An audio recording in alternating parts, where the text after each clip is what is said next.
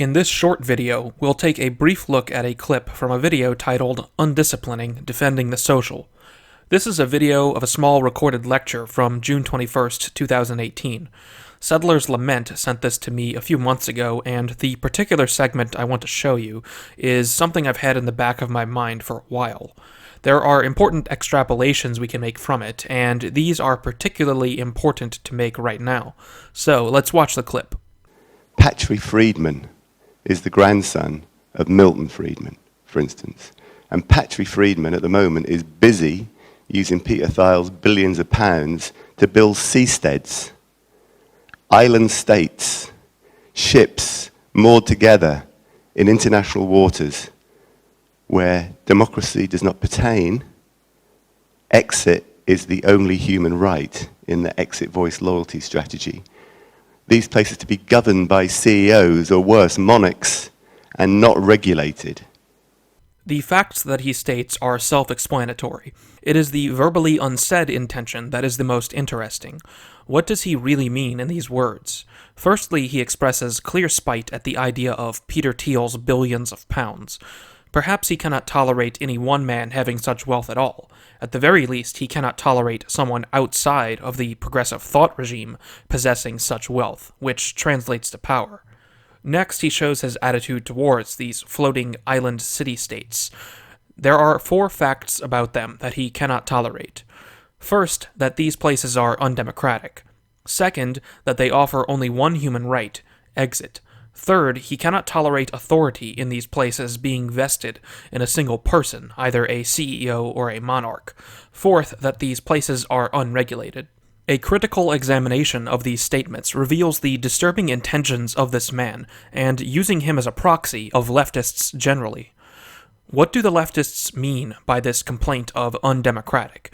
What they really mean, beneath this formalism of democracy, is that there is no certain means by which the people may implement fairness by socializing power and property out of the hands of the powerful and the wealthy by force.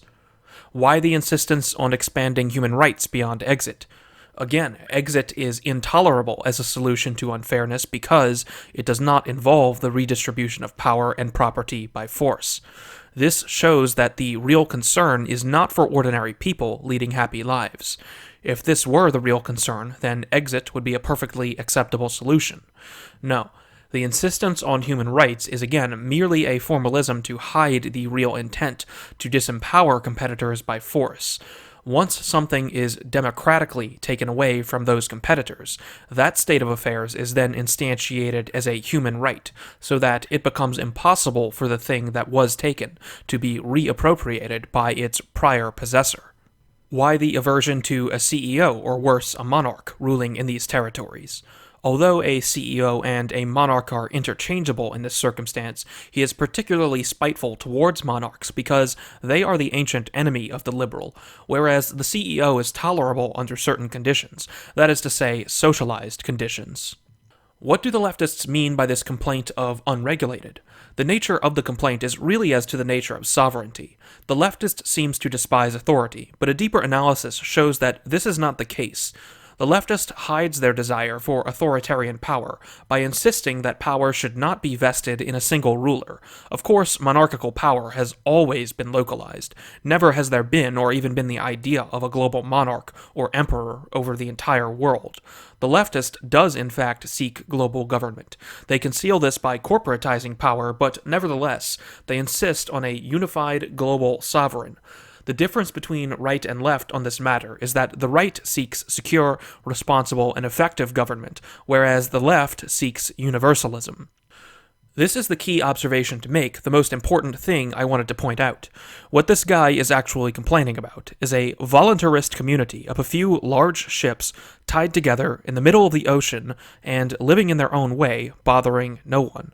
It is not even some existing place being altered into a neo-cameralist state. It is an entirely new place.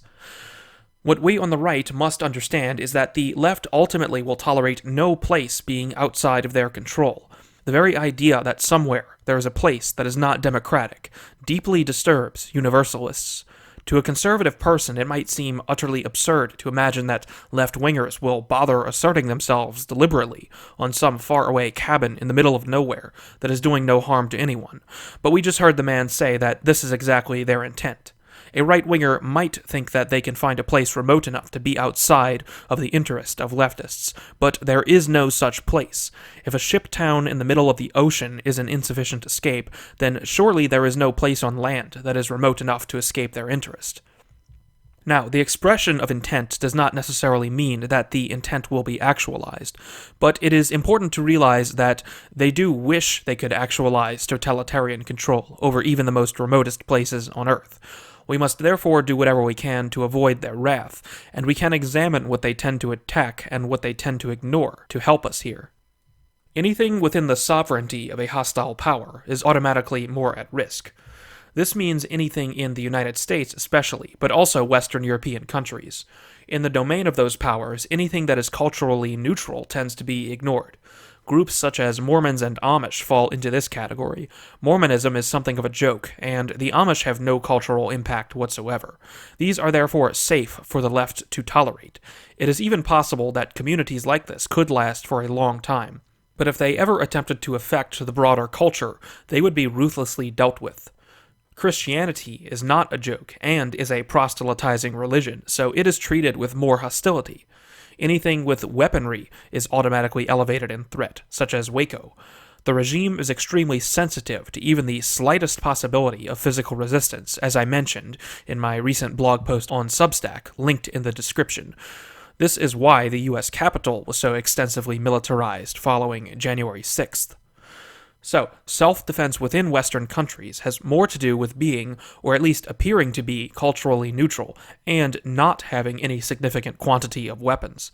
Outside of hostile regimes, self-defense has more to do with physical protection than it does ideological, where potential threats are not hegemonic empires, but smaller, more localized threats. When pursuing their interests, right-wingers must recognize which types of actions generate aggro from the left, and also where it is safer to pursue those interests. Thanks for watching.